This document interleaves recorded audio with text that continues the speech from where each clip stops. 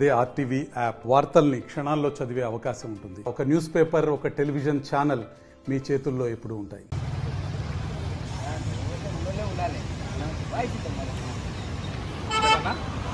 ఆదివాసీ హక్కుల పోరాట సంఘీభావ వేదిక ఆధ్వర్యంలో 24 ఆగస్టు 2025 అంటే ఈరోజు అనగా ఆదివారం ఉదయం 10 గంటల నుంచి సాయంత్రం 5 గంటల వరకు ఒక హాల్ బహిరంగ సభ అంబేద్కర్ భవన్లో జరగాల్సి ఉండే.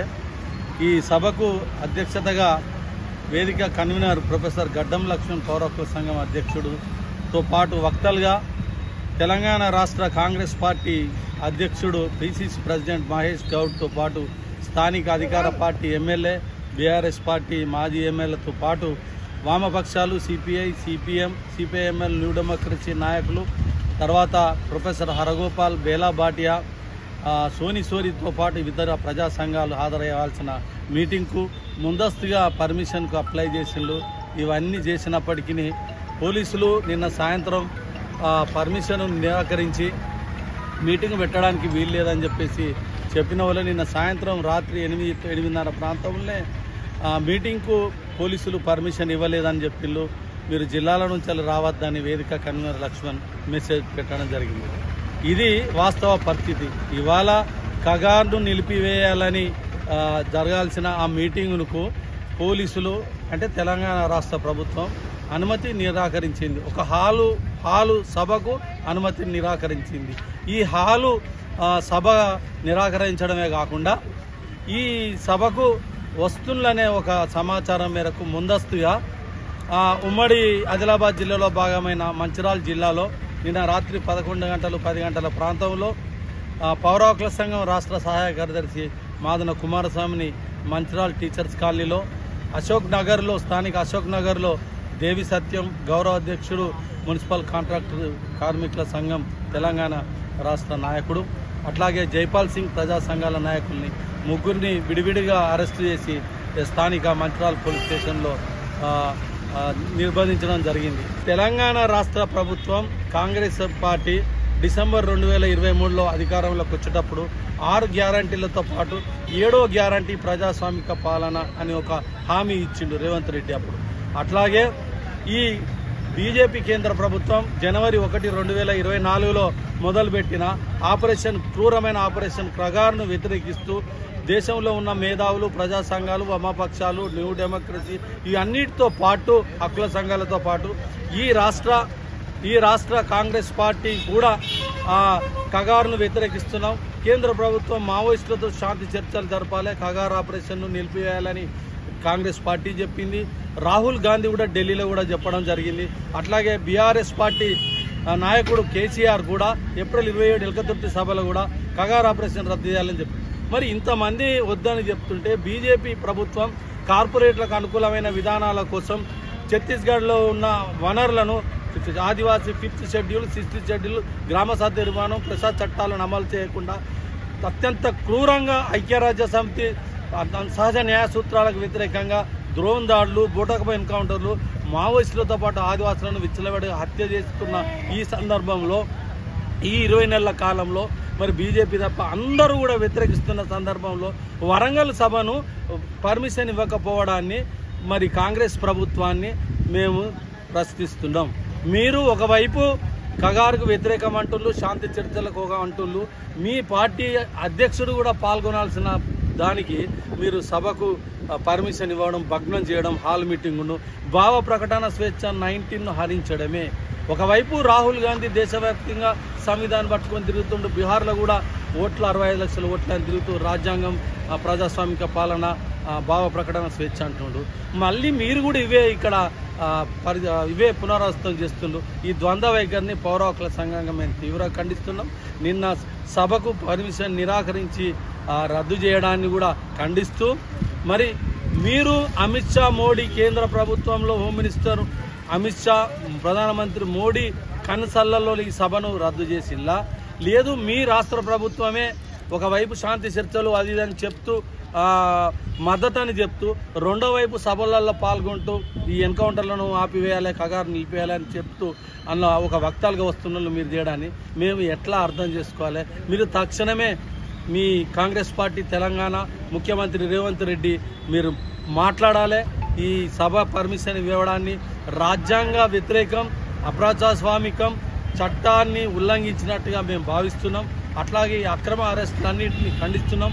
ఇప్పటి వరకు ఒక 5-6 వదిలేసినట్టుగా తెలిసింది. మా ముగ్గురితో పాటు మిగతా పెద్దపల్లిలో 2, తర్వాత ఎన్టీపీసీలో 2 అని, మిగతా 5 కూడా వదిలిపేయాలని, ఆ కగారుకు వ్యతిరేకంగా జరగాల్సిన ఆదివాసీ హక్కుల పోరాట సంఘ సభను జరగనివ్వాలని, ప్రజాస్వామిక పాలన, ప్రజాస్వామిక హామీ ఇచ్చిన మీరు 7వ గ్యారెంటీ అమలు చేయాలని, అట్లే మావోయిస్టు పార్టీతో శాంతి చర్చలు జరపాలని ఏదైతే మీరు డిమాండ్ అంగీకారం తెలిపి మద్దతు తెలిపిల్లో దాన్ని పునరుద్ధరించి మరొక్కసారి చెప్తూ ఈ రాష్ట్రంలో ప్రజాస్వామిక పాలన కోసం రేవంత్ రెడ్డి కాంగ్రెస్ ప్రభుత్వం తమ వైఖరిని స్పష్టం చేయాలని, ఇట్లాంటి భావ ప్రకటన స్వేచ్ఛను హరించి వేసే గత 9 సంవత్సరాల 8 నెలల కేసీఆర్ ఏదైతే చేసిన నిర్బంధ పాలన అని అది మీరు విమర్శించారు కదా, మరి అదే పద్ధతిని పోతున్నారు. ఇది మానుకోవాలని, ఇది సరి అయిన పద్ధతి కాదని మరొక్కసారి తెలంగాణ రాష్ట్ర ప్రభుత్వానికి, రేవంత్ రెడ్డికి, పిసిసి అధ్యక్షుడు మహేష్ కుమార్ గౌడ్కు మేము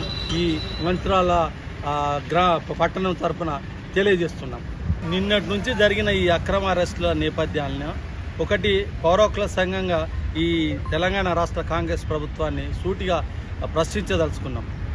మీరు దేశంలో ఇవాళ వైస్ ప్రెసిడెంట్గా జగదీప్ ధన్కడ్ ఏదైతే హఠాత్తుగా రాజీనామా చేసిండో జూలై 21 నైట్లా, మీరు జస్టిస్ సుదర్శన్ రెడ్డిని ఇండియా బ్లాక్గా మీరు ప్రతిపక్షాల పార్టీగా నిలబెడితే, మోడీ 2025 ఆగస్టు 22న 5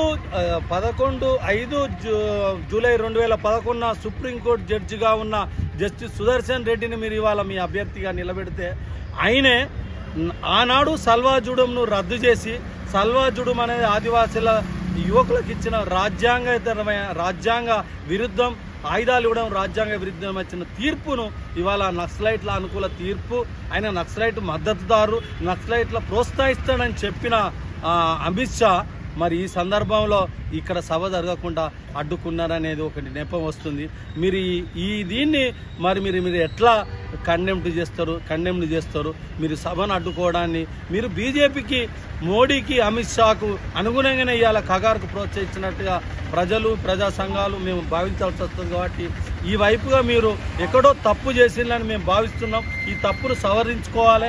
మీరు దేశవ్యాప్తంగా బీజేపీ ఫాసిస్టుకు వ్యతిరేకంగా ఫ్రంట్ కడుతుందని మన రాహుల్ గాంధీ బీహార్ నుంచి తిరుగుతుండ్రు. మీరు ఈ వైఖరిని సరి చేసుకోవాలి. ఇది సరైన పద్ధతి కాదు.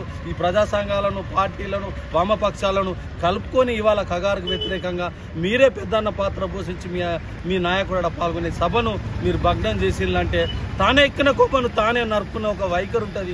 ఇప్పటికైనా రాహుల్ గాంధీ, మీనాక్షి, ఈ రాష్ట్ర ఇన్ఛార్జ్ అయిన మీనాక్షి నటరాజన్ కూడా చొరవ తీసుకొని ఈ జరిగిన పొరపాటు, ఈ సభకు పర్మిషన్ ఇవ్వకుండా అడ్డుకున్న పొరపాటు, అక్రమ అరెస్టులను ఇవన్నిటిని పునఃసమీక్షించుకొని ఈ వారం లోపలనే సభను జరిగేటట్టు మీరు పర్మిషన్ ఇవ్వాల్సిందిగా ఈ అన్ని పార్టీలతోటి ఆ బీజేపీకి వ్యతిరేకంగా ఆ కగారును నిలిపేస్తట్టు, అట్లే ఆ ఓట్ చోరీకి కూడా మీరు బాధ్యత తీసుకోవాలని మేము పౌర హక్కుల సంఘంగా మాదన కుమారస్వామి రాష్ట్ర సహాయ కార్యదర్శిగా నేను డిమాండ్ చేస్తున్నాను. ఈరోజు వరంగల్లో జరగాల్సినటువంటి ఆపరేషన్ కగారుకు వ్యతిరేకంగా జరగాల్సినటువంటి సదస్సుకు పోలీస్ పర్మిషన్ ఇవ్వలేదు. బీజేపీ మినహా రాష్ట్రంలో ఉన్నటువంటి అన్ని పార్టీలు, ప్రజా సంఘాలు, పౌరకుల సంఘాలన్నీ కూడా ఈ సభ నిర్వహిస్తూ ఉన్నాయి.